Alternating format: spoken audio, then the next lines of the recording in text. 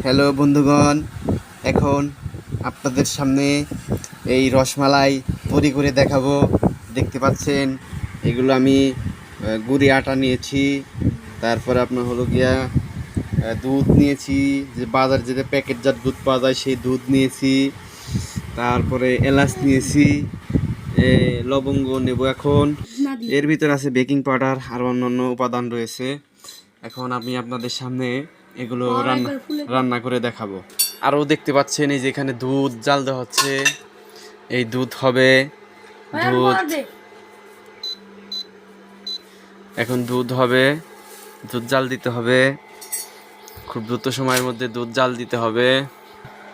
আরও আছে চিনি, এই চিনি দিব এখানে, চিনি দিয়ে এখানে দুধের ভিতর দিব, দিয়ে হয়ে যাবে আমাদের রসমালাই। দেখতে পাচ্ছেন আমরা এই মুহূর্তে এলাচ তুলে দিচ্ছি এখানে। দর্শক, ওই দেখেন কিভাবে এলাচ দেওয়া হচ্ছে, এই যে কিভাবে সুন্দরভাবে এলাচ দেওয়া হচ্ছে। তাপ আছে আমার হচ্ছে গিয়া 550-এ ফ্লাই। ওই আপনারা লাল চিহ্ন যেটা দেখতে পাচ্ছেন ফ্লাই লেখা, ওটাই হচ্ছে 550 তাপ। এটাই আমার পারফেক্ট হবে এই জালের জন্য, তো আমি সেই তাপটা ইউজ করছি এখানে।